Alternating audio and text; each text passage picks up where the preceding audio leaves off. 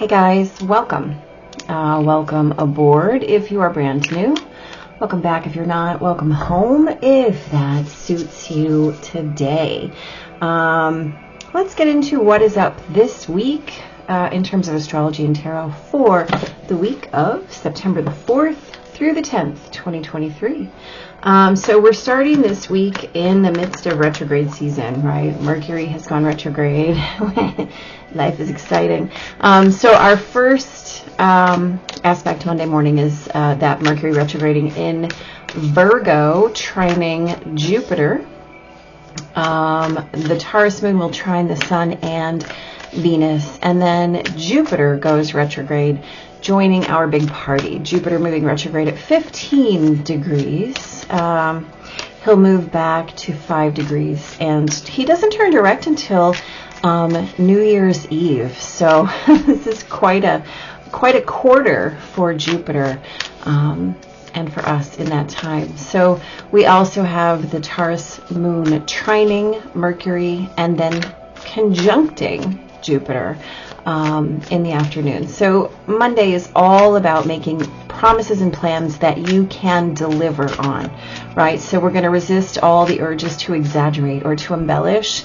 And the thing is, all of that will come back to bite you.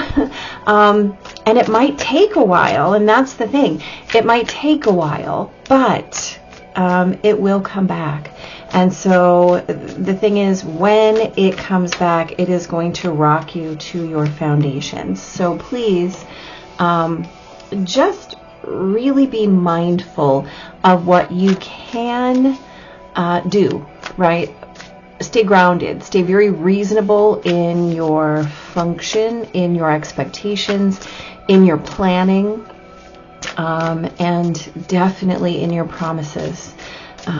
Because the fact of the matter is, what you can actually accomplish is always going to be more than what you say you can do and then end up not doing, right?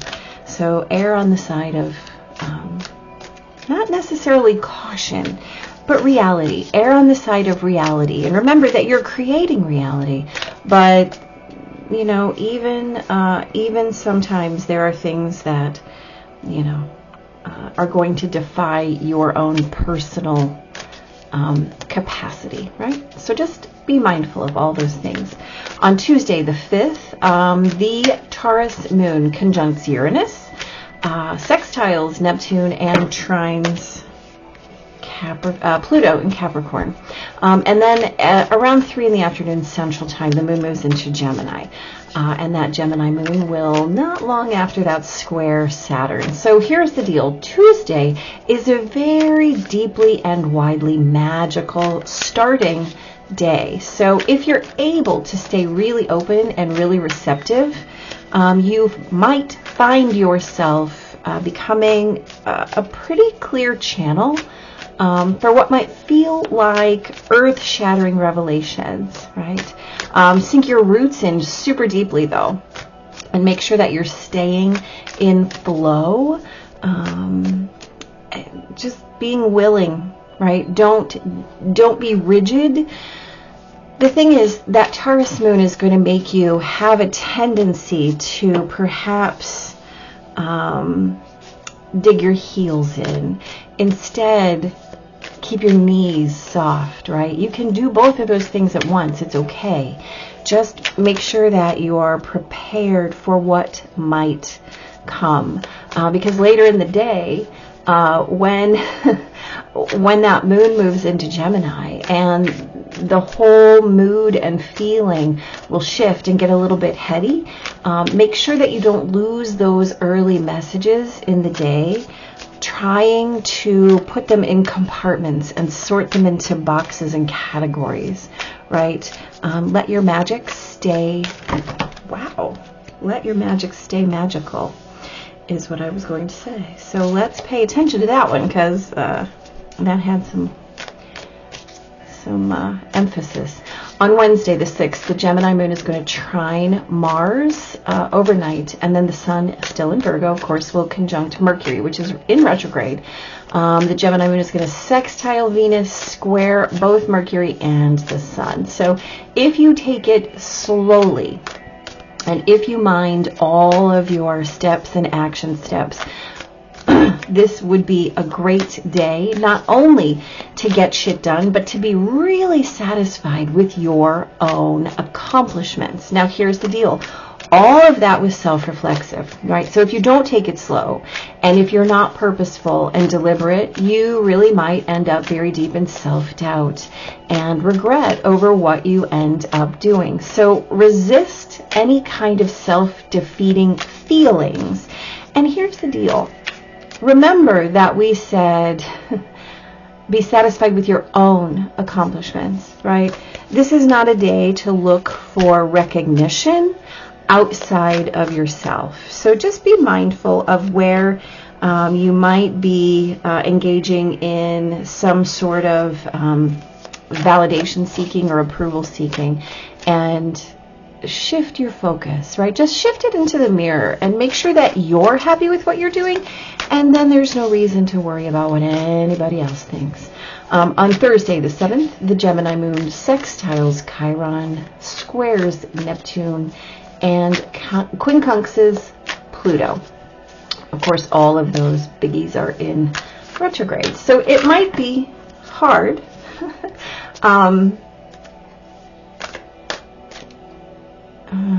It might be hard to see around your limitations. And remember that those limitations are self-imposed limitations.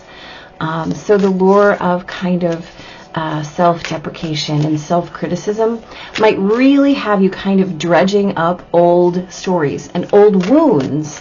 So if you can, try to redirect yourself back to clarity. Always clarity, right? Neptune is retrograding in Pisces, and so we have an opportunity to witness clarity there. If we are willing to step around our distractions and our addictions and our tendency to kind of look away or avoid, if you can be in it and keep telling yourself, whoa, that's not my current story, that's an old story, that's not mine, I'm not claiming that because I am here now, right? So don't attach your feelings to those outdated versions, right? Hit the reset button as many times as you need to, because your transformation absolutely depends on it, right? So claim it. Just claim it. On Friday, the 8th of September, the moon moves into Cancer at midnight Central Time. How exciting, huh? That moon is going to trine Septune. None of the above. That moon is going to trine Saturn. And then the sun in Virgo is going to trine Jupiter. Hello. Wow, my brain is doing things. All before coffee, right? I'm a little before coffee right now, so there you go. And then the moon will square Mars and sextile Mercury. So here's the deal. You might get a lot done, or not today, right? If you feel a little bit stunted in your getting shit done, that's okay. The key is that your heart will be more in line with your reality, perhaps, than your actions. The key here is to stay open and make sure that you're leading with your heart. And if you're leading with your heart, your feelings are in charge and control, and they're steering your ship, and that's really kind of the key. So make sure that you're focusing on your internal experience, right? Don't, again, push your outward expressions. Don't push your outward manifestations. Your own inner landscape is very, very key. And as Mars squares the moon, take a little extra caution, right? You might find Not even that simply you, but maybe even the people around you are a little bit accident prone or a little bit impulsive today. Definitely curb your road rage, curb your recreational outrage for sure. Again, staying open and making sure that you're leading with your heart, paying more attention to leading with your feelings than leading with your actions. Some days are for doing, some days are not. And this is really a day that's not. So just be all right with that. On Saturday, the 9th, the Cancer moon will sextile Jupiter, the Sun, and Uranus, and square Chiron. So this is kind of ideally a quieter day, right? It's more apt to be kind of an all day in bed day, or whatever feels ideal to you. So make sure that you're watching out still for any tendency to close down or to shut the doors of your heart, right? Make sure that you're facing forward, not looking in the rear view. Make sure that you're not pulling anything along that doesn't need to be there. And if you find that you are, make sure that you're aware enough and conscious enough to do a little baggage check. Is this mine? No. Okay, let me offload it, right? And the other thing here is let any and all sudden awarenesses blow out any walls that might be stuck. So what I'm saying there is that beautiful sextile to Uranus might come along with some opportunities to shift your awareness or to shift your ideas. If that happens, make sure that you're consciously jettisoning enough baggage to allow that to have enough room, right? Very important. On Sunday morning, well, here, let's do this. On Sunday, that Cancer moon is going to trine Neptune, oppose Pluto, and then about lunchtime, the moon will move into Leo, and then around dinner time, that Leo moon is going to quincunx Saturn. So here's the deal. Pay attention to your dream time. You might really find some very deep and very intense messages in your dream time that could be laden, right, with those beautiful golden gems, and we love that. And they might get to spark some feelings or some awarenesses when it comes to that sense of home, right? And we remember and know that when we talk about home, wow, thank you, we are talking about how home feels for you, sounds for you, smells like for you, what it tastes like for you, all of those things. And only you get to claim that. No one else can tell you, right? So go ahead and define and allow yourself to redefine what home is. And remember that reverie, though, it might kind of hold out through the late morning. So be sure that you're taking that extra time on Sunday morning in that blurry sort of nebulous dream time. Don't rush yourself out of bed on Sunday. Don't rush yourself into consciousness. And again, we're going to make sure that we're leading with your heart and not our ego. Because if you decide later in the day to start leading with your brain, you might end up unraveling all that magic that you wove in the morning. Instead of adding to your tapestry, you might start picking it apart. Resist that urge if you can, right? Let's get talking. So on Monday, Labor Day, the 4th, here in the States, we've got the Emperor, we've got the Knight of Swords. So this is a functional energy, right? And we talked about making promises and plans that you can deliver on. So here's the thing.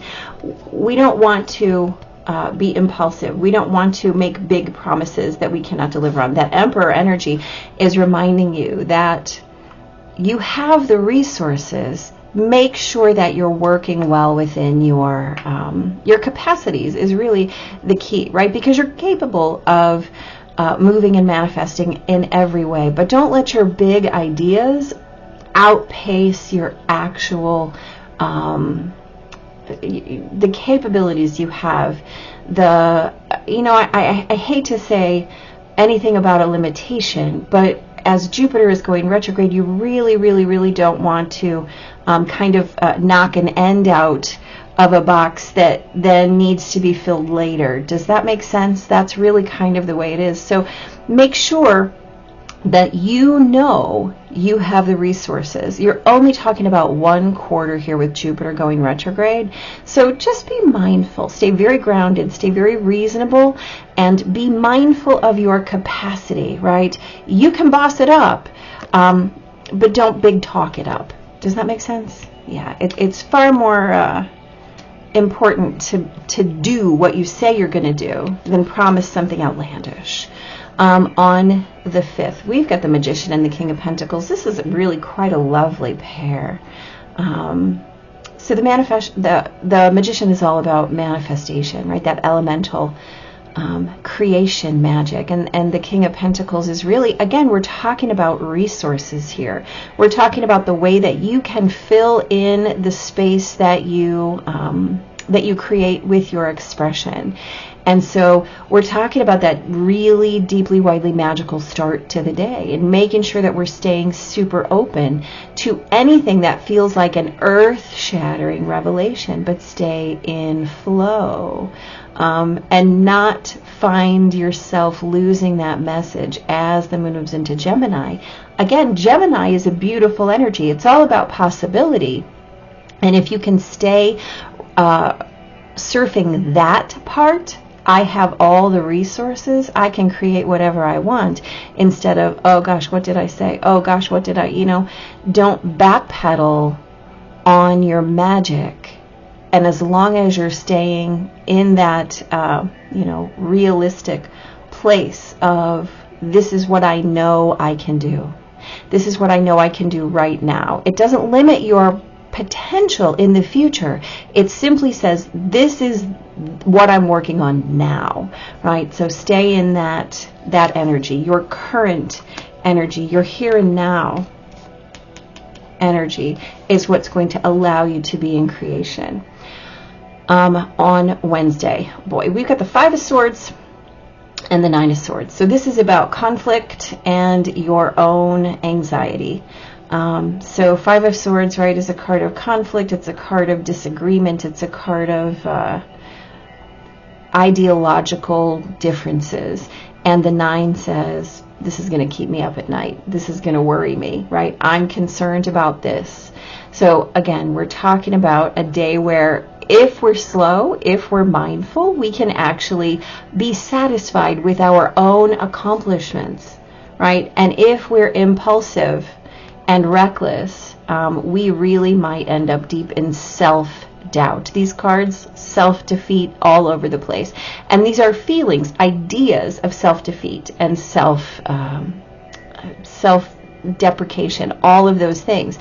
So you're making choices about your actions, and then how you choose to story about it later is up to you. If you take, we're talking about a day to mind your steps and mind your business and mind your process. So as long as you're doing those things, just take a breath and don't get yourself into a place where you're in conflict. The 5 of Swords is sometimes about victory for victory's sake, not minding the relationships or the connections that could be severed as a result. And those connections that are severed as a result are the things that create this sort of anxiety in the later. So make sure that you're just watching your step and minding your purpose as you're moving through the day. And you can avoid that altogether, right? On Thursday, we have the lovely 7 of Cups and the 9 of Pentacles. Lovely. So this is about options and self-sufficiency, right? We talked about having it be hard to see around your self-imposed limitations. Well, guess what? These tell you you have choices. You've got plenty of options when it comes to that. The lure of self-deprecation and self-criticism might have you looking under those shells. Oh, what was that? Oh, what was that? Oh, what was that? Rethinking. But guess what? If you can redirect yourself back to that beautiful story, back to your clarity, back to where you're in your current version that says, yeah, not only can I, but I am doing that, right? Hit the reset button. Tell this story of the Nine of Pentacles, because guess what? Then you have all of these options are available to you. You don't even have to wonder what's under there, because every single potential belongs to you to begin with. That's your transformation. I don't have to claim one specific thing. I can claim them all as I claim myself, right? On Friday, we have the King of Cups and Temperance, a lovely pair. So we're talking about not getting a lot done today, but really being more in line with our own reality, staying open and making sure that we're not pushing too hard toward our outward expression, right? So Temperance is reminding us that knowledge and experience create wisdom. And how do we do that? We do that as we process our own experience, right? Through our own knowledge. The King of Cups says, how do I feel about that? Right? He is so in his own flow. He is so in his own experience in a beautiful way. Temperance says, okay, let's take that experience and see what we can do with it. What have we learned from it? And how, as we become this embodiment, right, really learning to be in control, acceptance, thank you, that's the right word, in acceptance of our own emotional experience, no matter what it is, and understanding that no matter what happens outside of me, I am the bellwether. I am the experiencer, and I am that which I experience, right? I am my own wisdom. This is the message of this pair. So making sure that your inner landscape is key. Check him out. He's all up in his own inner landscape, right?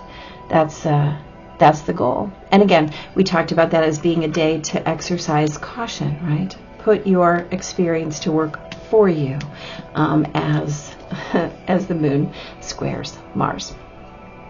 On Saturday, the Six of Swords and the Ten of Cups. So Six of Swords is a card that allows us to move through our own ideas or beliefs, right, to something else from a place of perhaps unsatisfying experience or unsatisfying beliefs, like, hey, this doesn't feel very good to me, like I'm not enjoying the way these beliefs are creating my life.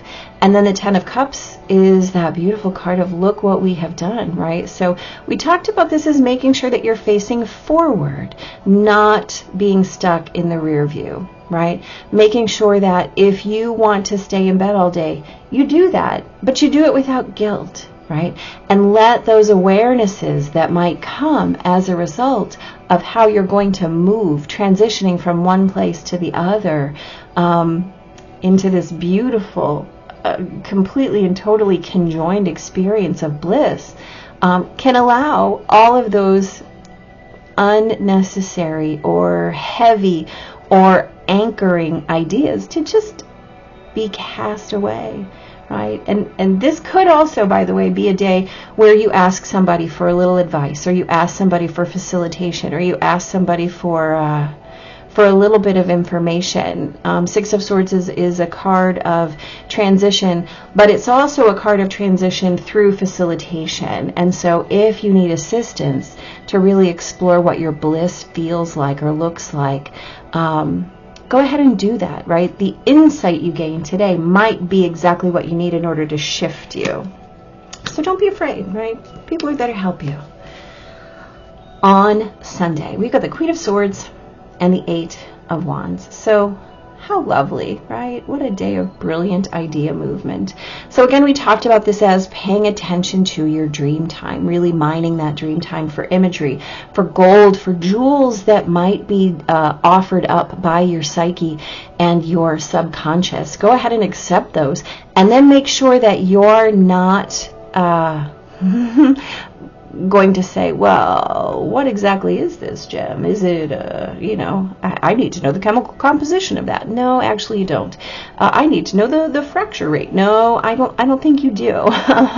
Just make sure that you're witnessing it as glorious and radiant and beautiful, and not let your ego unravel all of those things, right? Instead, create your tapestry, right? The Queen of Swords, you know, I don't love that the Queen of Swords is always kind of witnessed as a cold or unfeeling queen. She's really not. She just understands that you can also find beauty in your own ideas, and moving through those ideas sometimes is a beautiful part of the process. And, you know, coming armed with her sword of truth, she has a deep appreciation for how we explore and release based on our experience of what comes to us. So make sure that you spend as much time in that blurry dream time state as you want, right? Sometimes those golden gems that you mine there are worth more down the road than you kind of expected. Okay, we've got here and now. So here's the thing. Every single one of these asks you to be your own pivot point, right? To be your own lever within. So make sure that you are constantly circling yourself back to presence. All of this choice making and decisions and learning and choosing and accepting is done in the here and now. And then, wow, we've got this beautiful card of intuition, right? Look at that gorgeous scarab beetle. All right, let's see what the message of intuition has to be here. All right, you are wide awake, yep, and able to perceive a higher level of awareness that helps you recognize secrets and subconscious intentions. I think we just talked about that, didn't we? The intuitive beetle is using a third eye gate to see through the prism of distortion, right? We talked about Neptune being retrograde, giving you the opportunity to have clarity, very big clarity right now. The answers you are seeking will come from within, from your divine knowledge and inner wisdom, right? Your intuition will help you read people's body language and facial expressions if they're in disagreement with their words and actions, right? We talked about definitely being in your own experience, right? And not really needing to gain validation from the outside. Allow time and space to practice putting your newly found feelings into words, but know that your present situation will benefit significantly from your keen intuition. So again, this is retrograde season.